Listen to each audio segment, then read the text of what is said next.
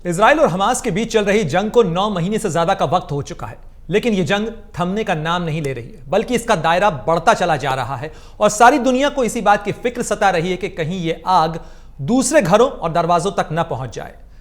क्या है इस समय के हालात, और कल 15 अगस्त को एक महत्वपूर्ण बातचीत होने जा रही है ताकि इस जंग की आग को ठंडा किया जा सके। कितनी कारगर होगी यह बातचीत, इसी पर चर्चा करने के लिए हमारे साथ एक बेहद खास मेहमान हैं, एम्बेसडर अनिल कुमार त्रिगुणायत, जो इस इलाके में जॉर्डन में एम्बेसडर रह चुके हैं और भारत के एक बड़े प्रमुख राजनयिक रहे हैं। बहुत बहुत स्वागत है सर आपका अमरुजाला.com पे। और मेरा पहला सवाल इसी चीज को लेकर है कि आखिर 15 अगस्त को जो बातचीत होने वाली है उससे क्या अपेक्षाएं की जानी चाहिए और क्या वाकई में यह जंग की आग इस बातचीत से रुक सकती है? अब देखिए, इस वक्त जो सिचुएशन है प्रणय, वो ये है कि किस तरह से इस युद्ध को रोका जाए, और उसके लिए सारे जो देश, बड़े देश हैं, वो कोशिश कर रहे हैं। ऑनेस्ट कोशिश उनकी बिल्कुल नहीं है, नहीं तो ये युद्ध यहाँ अभी तक पहुँचता भी नहीं, इसमें कोई शक की बात नहीं। लेकिन अमेरिका ने अपनी तरफ से ट्राई किया है कि किस तरह से उसको रोका जाए। दूसरी तरफ ये जो इजिप्ट और कतार हैं, वो हमास को प्रेशर करने की कोशिश कर रहे हैं। लेकिन दोनों से साइड्स को हमने ये बात देखी है कि जब जब सीज फायर डील की बातचीत हुई है, तब तक उन्होंने अपने गोल्ड पोस्ट चेंज किए हैं। हमने देखा है कि पिछली बार सुनने में आया, और न्यूयॉर्क टाइम्स में भी लिखा गया कि पिछली बार जब नेतन्याहू ने बातचीत किया तो उन्होंने फिर से अपने 5 नई कंडीशन डाल दी, हालांकि उन्होंने डिनाई किया है। सबसे बड़ी यह है कि जो फिलाडेल्फी कॉरिडोर है, जो इजिप्ट और उसके बीच में रफा, उसको वो कंट्रोल करना चाहते हैं। तो इसका मतलब यह है कि वो वहां से वेकेट नहीं करना चाहते, सीज फायर पूरी तरह से नहीं करना चाहते, अपना पूरा ये राइट रखना चाहते हैं कि किस तरह दोबारा से लड़ाई को। आपने देखा कि उसके चलते जो वहाँ के डिफेंस मिनिस्टर हैं योआव गैलांट, उन्होंने ये स्टेटमेंट दिया कि जो नेतन्याहू का ऑब्जेक्टिव है कि कंप्लीट विक्ट्री ओवर हमास, वो अनरियलिस्टिक है, बल्कि नॉनसेंस है। उनके सारे तो हालांकि इन्होंने उनके काफी लीडर्स मार दिए हैं।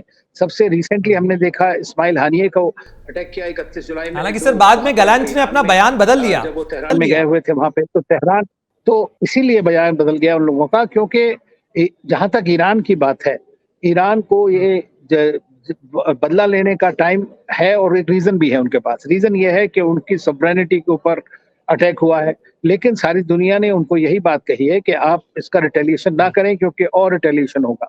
दूसरी तरफ कल ब्रिटिश प्राइम मिनिस्टर ने बात की, और जो तीनों चारों बड़े मेजर देश हैं, उन्होंने, अमेरिका ने, सबने यही कहा है। और सवाल पर आना चाह रहा था कि एक तरफ अमेरिका, इजिप्ट, कतर, ये तमाम देश कोशिश कर रहे हैं कि ये जंग रुक सके, लेकिन दूसरी तरफ अमेरिका की तरफ से यूएसएस अब्राहम लिंकन और उसके साथ साथ सबमरीन, तमाम जो डिस्ट्रॉयर्स हैं, वो सेंटकॉम में एडिशनल फोर्स के तौर पर भेजे जा रहे हैं इजराइल की मदद के लिए। सारा खतरा इस बात का जताया जा रहा है कि ईरान जल्दी ही हमला करने जा रहा है।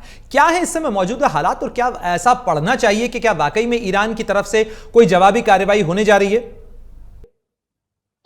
देखिए, आपको याद होगा, अगर आप अप्रैल का टाइम देखें, जब इजराइल ने उनकी दमस्कस में जो एम्बेसी थी उसके ऊपर अटैक किया था, जिसमें 7 IRGC के कमांडर्स भी मारे गए थे, काफी सीनियर लीडर्स। तो उस वक्त भी ईरान ने रिटेलिएट किया था, लेकिन वो रिटेलिएशन जो था वो सिंबॉलिक था। सिंबॉलिक इसलिए क्योंकि उन्होंने पहले से ही अमेरिकन और दूसरे लोगों को बता दिया था कि वो इस तारीख को, इस बीच में पीरियड में, वो कुछ ना कुछ सिंबॉलिक अपना अटैक करेंगे, और किया उन्होंने उसको। हालांकि इसी वजह से, क्योंकि पहले से इंफॉर्मेशन शेयर कर दी गई थी।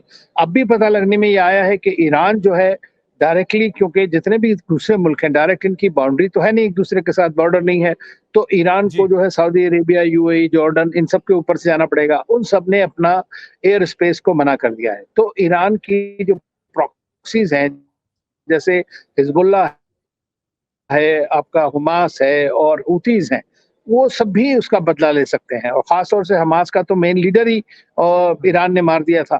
तो मैं ये समझता हूँ कि दोनों हिजबुल्लाह और हमास और हुतीज ये और थोड़ा ज्यादा बढ़ाएंगे, और हो सकता है कि पॉसिबल हो कि बजाय इसके कि डायरेक्ट अटैक करें मिसाइल्स के थ्रू या जैसे भी, ये भी हो सकता है कि वो कोई टिट फॉर टैट टाइप का ऑपरेशन करें इसराइल के अंदर। भी समझना चाह रहे हैं कि ये जो बयान हाल में ईरान की तरफ से आया है, जिसमें कहा गया है कि अगर पुरानी वाली पीस डील हमास के साथ जो टेबल पर थी, अगर उसे एडहेयर किया जाता है, उसका पालन किया जाता है, तो ईरान की तरफ से कार्रवाई नहीं होगी। क्या वाकई में ईरान इस तरीके की चीज, इस तरीके की शर्त का पालन करेगा, और वो जो पुरानी पीस डील है उसको टेबल पर जिंदा रखने की कितनी उम्मीद? देखिए, हमास भी वही बात कह रहा है। हमास ने भी कहा कि जो पुरानी पीस डील है, हमने उसको तैयार किया था, एग्री किया था और वो पीस डील जो थी, वो इज़राइल की दी हुई थी, जिसको अमेरिका ने एंडोर्स किया। तो सब मान गए थे उस पीस डील में। लेकिन मैंने जैसा कहा कि हर बार जब भी ये नेगोशिएशन टेबल पे आते हैं, तो दोनों में से कोई ना कोई या तो इज़राइल या हमास, तो दोनों ही जो है वो गोल पोस्ट चेंज कर देते हैं कि ये नहीं होना चाहिए, वो होना चाहिए, अब हमें ये चाहिए, वो चाहिए। तो इस तरह से ये डील नहीं हो पा रही है अब तक। लेकिन चूँकि हॉस्टेजेस अभी हैं 110 कुछ करीब, उनको रिलीज़ करना बहुत आवश्यक है। जो वहाँ के 40,000 लोग लगभग मारे गए हैं और इतना ह्यूमैनिटेरियन क्राइसिस है, उसको एड्रेस करना बहुत ज़्यादा ज़रूरी है। 10 महीने होने जा रहे हैं वॉर को कंप्लीट। तो मेरे ख़्याल से इस वक़्त में सबकी प्रायोरिटी यही है कि इज़राइल और हमास के बीच में एक सीज़ फायर हो। अब वो कितनी लास्टिंग होगी, ये देखना पड़ेगा। लेकिन अगर वो हो जाती है, तो एक तरह का फेस सेविंग ईरान के लिए भी हो जाएगा। कल की जो बातचीत होनी है, अगर थोड़ा सा उसका डिटेल आप बता सकें कि इसकी मेजबानी कौन कर रहा है और जो इसके जो एक्टर्स हैं उन्हें कितना गंभीरता से लिया जाना चाहिए। नहीं, देखिए, अभी हमास के जो नए लीडर हैं वो हैं याह्या सिनवार। वो थोड़े हार्डलाइनर हैं और भी ज़्यादा है, जिससे कंपेयर टू हानिये। तो वो उनकी अपनी पोज़ीशन ये है। पहले तो उन्होंने ये कह दिया कि हम किसी को नहीं भेजेंगे वहाँ पर डिस्कशन के लिए जब तक कि वो पुरानी डील नहीं आती है। तो अभी तक ये बात बिल्कुल क्लियर नहीं है कि कल कितने लोग जाएँगे, लेकिन जाएँगे ज़रूर, क्योंकि कतार का रोल इसमें काफ़ी इम्पोर्टेंट है और हमास की तरफ से। और इज़राइल आजकल प्रेशर में है, जो अमेरिका के भी। तो इज़राइल कम से कम दिखावे के लिए ज़रूर वहाँ कोई ना कोई अपनी टीम्स को भेजेंगे। लेकिन उसका इवेंचुअल क्या आउटकम निकलता है, होप तो यही है कि मान जाएँ दोनों साइड, ताकि एक जो बड़ा एस्केलेशन होने का खतरा है, वो टल जाए किसी तरह से। लेकिन ये डील में जो है 3-4 स्टेप्स हैं। उस किस तरह से जो मैकेनिज़्म है हॉस्टेज के रिलीज़ की, कि कितने 1 टू 10 या जितने भी इज़राइली और द पैलेस्टीनियन हॉस्टेजेस एक्सचेंज होंगे, कहाँ होंगे और कौन उसके अंदर बाद में सिक्योरिटी का आउटफिट कौन करेगा उस जगह से, कहाँ तक इज़राइल वापस जाएगा, कैसे वो जो बाहर लोग गए हुए हैं, क्या वो वापस आ सकते हैं, जितने भी डिस्प्लेस लोग हैं। तो ये सारी चीज़ सिचुएशन जुनैद, अगर ईरान की तरफ से कोई जवाबी कार्रवाई की जाती है, जो आप सॉवरेनिटी का हवाला दे रहे थे, ईरान की तरफ से अगर जवाबी कार्रवाई की जाती है तो ये इस जंग के दायरे को कितना बढ़ा देगा। देखिए, अगर ये ईरान इस वक़्त करता है, तो इज़राइल भी ज़रूर उसका काउंटर अटैक दोबारा से करेगा। क्योंकि इज़राइल ने अभी तक ये एडमिट नहीं किया है कि उसने खुद हानियों को मारा है। ये एक्यूज़ेशंस वो कहता है किए हैं, उन्होंने अभी तक नहीं माना, बाकी सबके बारे में बड़ा ओपनली माना है। तो वो इसको एक प्रिटेक्स्ट लेगा, जबकि सबको ये लगता है कि शायद ये मोसाद का ही काम हो, जो जनरली लोगों को, जिन्होंने ऑपरेशंस देखे हैं इस तरह के। तो उसका ये होगा कि अगर वो बढ़ता है और डायरेक्ट ईरान को दोबारा हिट करता है किसी तरह से, मान लीजिए चाहे मिसाइल के ज़रिए या जैसे भी, तो फिर वॉर बढ़ने का बहुत बड़ा पूरा खतरा है और उससे सारी दुनिया को खतरा होगा। एम्बेसडर तुगनायत, एक आखिरी सवाल, भारत के नजरिए से अगर देखा जाए, पूरी दुनिया इस जंग की आग के खामियाजे बहुत सारे भुगत रही है, लेकिन अगर भारत के लिहाज से देखा जाए तो इसका डायरेक्ट फॉल आउट क्या हो सकता है। खासतौर पर अदन की खाड़ी से बहुत सारा ट्रेड आता है, फारस की खाड़ी से बहुत सारा ट्रेड भारत का आता और जाता है, और साथ ही तेल के लिहाज से भी ये पूरा इलाका महत्वपूर्ण है, अगर गल्फ का इलाका इसके दायरे में आता है तो। बिल्कुल, आप सही कह रहे हैं प्रणय कि इससे ट्रेड पे, जो हमारी जो सी लेन्स ऑफ कम्युनिकेशंस हैं, उसके ऊपर बड़ा इम्पैक्ट रहेगा। इंडिया का जो 70-75% जो हमारा तेल है वो वहाँ से आता है, उस पे बड़ा फ़र्क पड़ सकता है। और सबसे इम्पोर्टेंट चीज़ ये है कि खाड़ी के देशों के साथ जो हमारे रिश्ते इस वक़्त बहुत अच्छे हैं, अगर वहाँ पे हमारे 9 मिलियन करीब भारतीय लोग रहते हैं, उनकी जान को भी खतरा हो सकता है अगर ये युद्ध बढ़ता है और उसका जो फ़ील्ड ऑफ ऑपरेशंस बढ़ जाता है, थिएटर। तो मैं ये समझता हूँ, और उससे हमारे वो लोग भी लगभग $50 बिलियन हर साल इंडिया को भेजते हैं, जो हमारी 1/10 रफली, हम 1/10 और 12th हमारी पूरी फॉरेन एक्सचेंज रिज़र्व का हिस्सा है।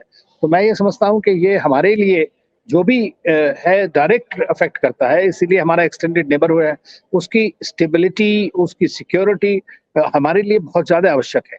और ये सारे देश जो हैं भारत के मित्र हैं, चाहे वो ईरान हो, चाहे इज़राइल हो, चाहे खाड़ी के सारे देश हैं। तो मैं ये समझता हूँ कि भारत भी पूरी तरह यही चाहता है कि वहाँ पर शांति बहाल रहे और किस तरह से ये सीज़ फायर हो, ताकि जो बेचारे ऑर्डिनरी सिविलियंस हैं, उनकी जान को खतरा कम से कम टले। एम्बेसडर तुगनायत, क्या बैक चैनल के अंदर भारत भी कोई भूमिका निभा रहा है। देखिए, हमने जो है यूएन सिक्योरिटी काउंसिल के रेज़ोल्यूशंस कहिए या वो जो डिस्कशंस हैं, उन सब में पार्टिसिपेट किया है। प्रधानमंत्री मोदी ने डायरेक्टली, या जितने भी लीडर्स हैं रीजन के, चाहे वो कतारी लीडर हो, चाहे एमिराती लीडर हैं, चाहे अब्बास हैं खुद, या फिर चाहे जो डील कर रहे हैं, इजिप्शियन लीडर्स हैं, सबके साथ हमारी डिस्कशन होती रहती है, जब भी बायलैटरल डिस्कशन होती है इन कंट्री के साथ में। लेकिन ओवरटली इंडिया ने अभी कोई ऐसा स्पेशल एनवॉय या उस तरह की वो नहीं की है।